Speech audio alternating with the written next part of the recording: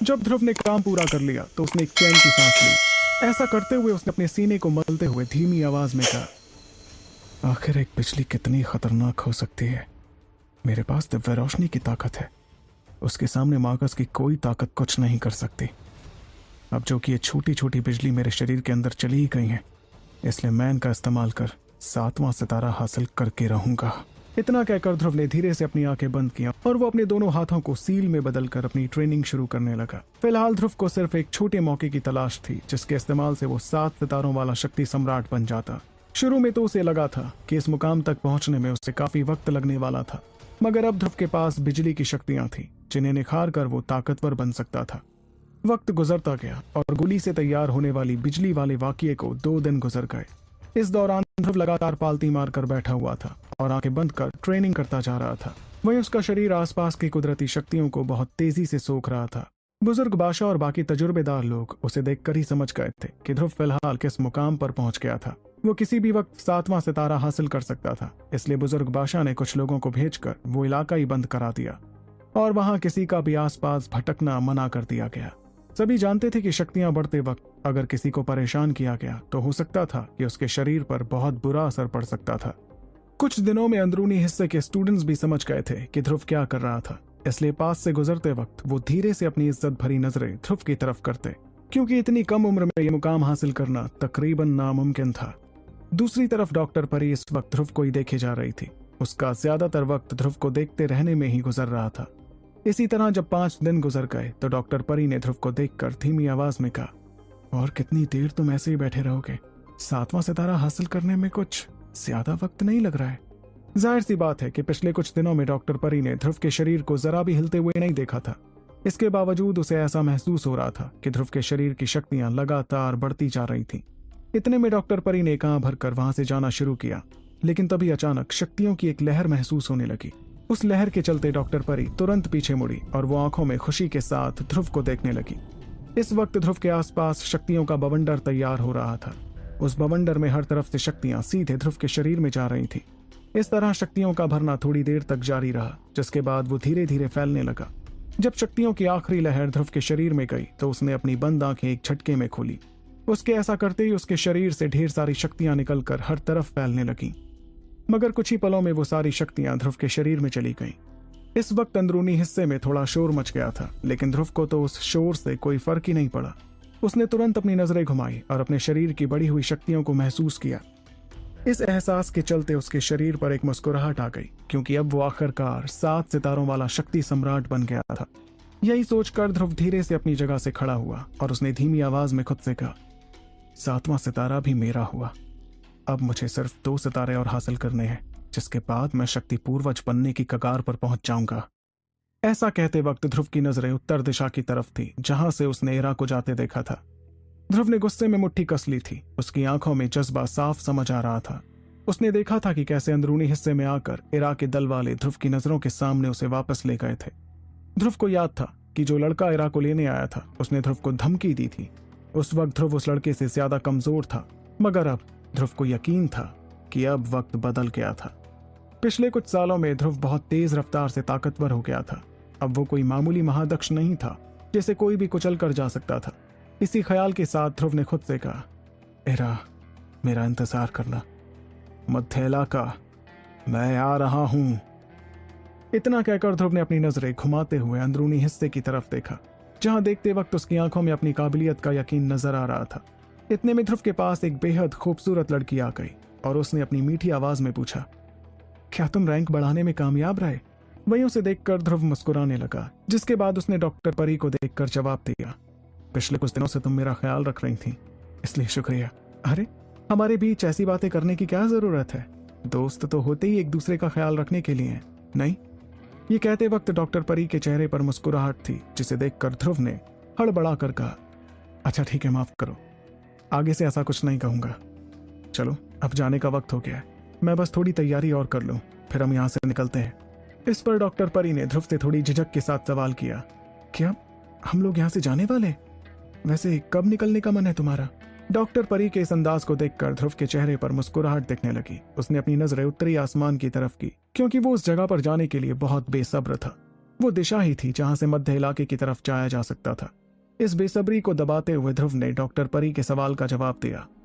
3 दिन बाद हम यहां से रवाना होंगे। वक्त गुजरता गया और ध्रुव एक दिन एक कुर्सी पर चुपचाप बैठा हुआ था। उसके ठीक बगल में कुछ और कुर्सियां रखी थीं और वो फिलहाल चाय पीने में लगा था। उसने तैयारी कर ली थी इस जगह से जाने की, और आगे क्या होने वाला था इस बात की ध्रुव को कोई खबर नहीं थी। चाहे कोई इंसान कितना भी ताकतवर क्यों ना हो जाए, दिल में हमेशा एक डर रहता था, क्योंकि उसे आगे की जिंदगी के बारे में कुछ भी नहीं पता होता था। इस दौरान ध्रुव ने आंगन में फैले सूखे पत्तों की तरफ देखा और आंख भरते हुए नजरें घुमानी शुरू की।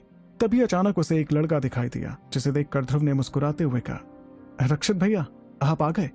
और ध्रुव की बात सुनकर रक्षित धीरे धीरे अंदर आया और एक पल की खामोशी के बाद उसने कहा, मैं शौर्य टोली से जल्द यहाँ आ गया।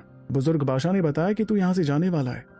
इस पर ध्रुव ने मुस्कुराते हुए उसे जवाब दिया, हाँ भैया, मेरे जाने का वक्त हो गया है। अगर मैं यहीं पर रुका रहा तो शायद अंधेर नगरी से टकराने के लिए ताकतवर नहीं बन पाऊंगा। मुझे जो कुछ यहाँ से सीखना था वो मैं सीख चुका हूँ। वहीं ध्रुव की बातों पर गौर कर रक्षित ने आंख भरते हुए कहा, हमेशा तुझे आगे बढ़ते रहना पसंद है। तू सही भी कह रहा है। इस जगह से तुझे जितना सीखना था वो तू सीख चुका है। अब वक्त आ गया है तेरे और बड़े आसमान में उड़ने का। ऐसे में मध्य इलाका तेरे लिए सबसे अच्छी जगह रहेगी।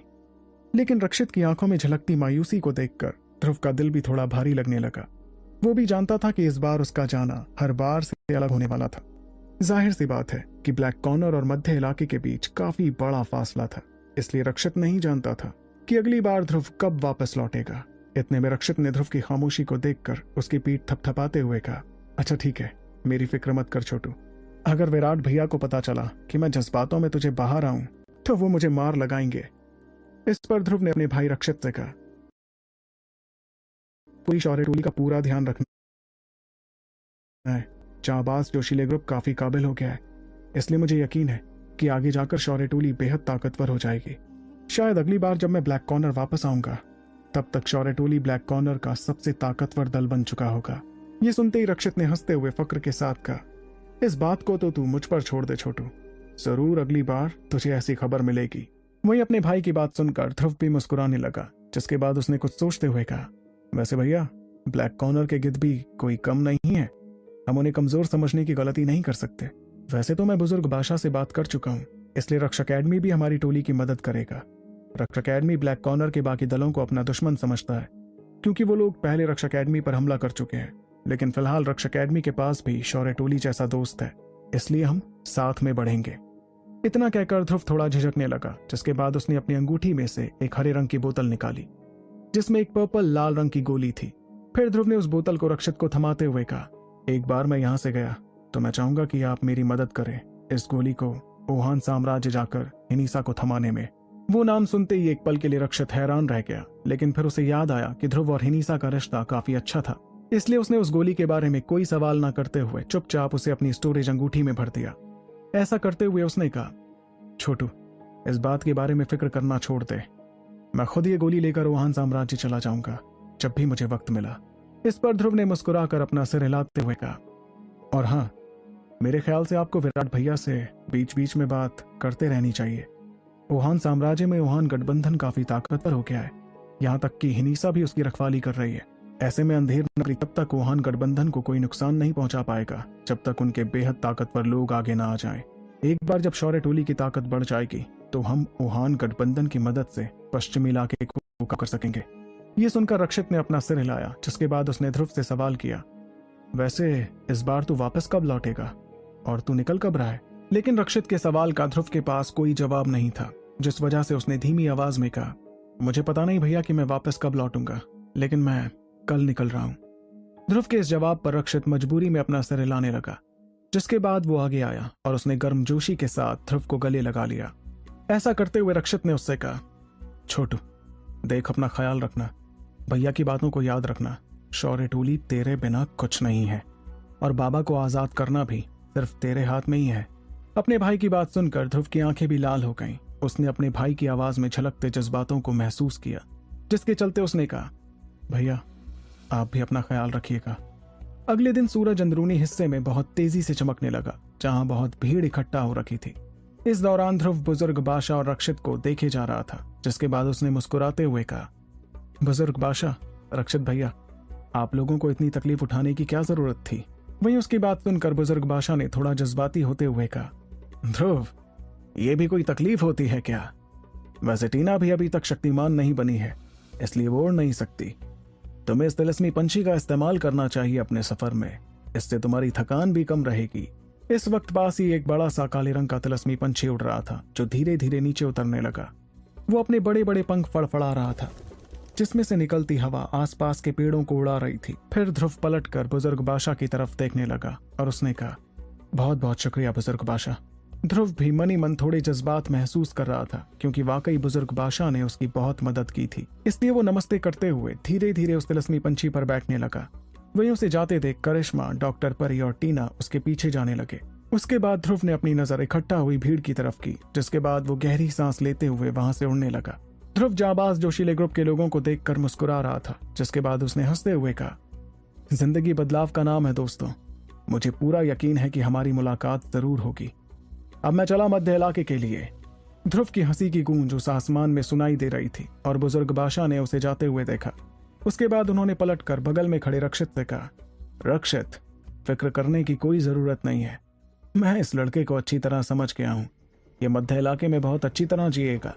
इस पर रक्षित ने मुस्कुराते हुए कहा, बुजुर्ग बादशाह, ध्रुव शौर्य ही हमारे शौर्य दल की शान है। उसे ताकतवर बनना ही होगा। ये सुनकर बुजुर्ग बादशाह ने हंसते हुए कहा, सच कहूं तो बहुत जल्द ध्रुव शौर्य हमारी रक्ष अकेडमी की भी शान बनने वाला है। पता नहीं क्या होगा अगर गलती से भी ये लड़का मध्य इलाके में हेडमास्टर से मिल गया। दूसरी तरफ वो तिलस्मी पंछी तेज रफ्तार में उड़ता जा रहा था और उसने धीरे से अपनी नजरें अंदरूनी हिस्से से हटाकर उत्तरी आसमान की तरफ की।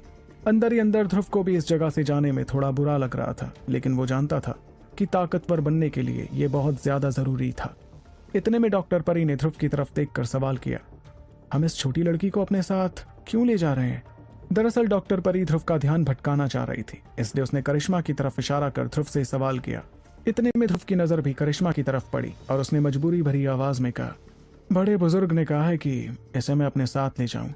दरअसल इसके शरीर के ऐसे बहुत से रहस्य हैं जो शायद मध्य इलाके से जुड़े हों। भले ही ध्रुव और डॉक्टर परी की ये बात बहुत धीमी थी, लेकिन करिश्मा ने उसे सुन लिया और हल्की नाराजगी के साथ कहा, ध्रुव भाई, मैं एक शक्ति सम्राट हूं। कहीं ऐसा तो नहीं कि तुम्हें फिक्र है कि मुझे कुछ हो जाएगा?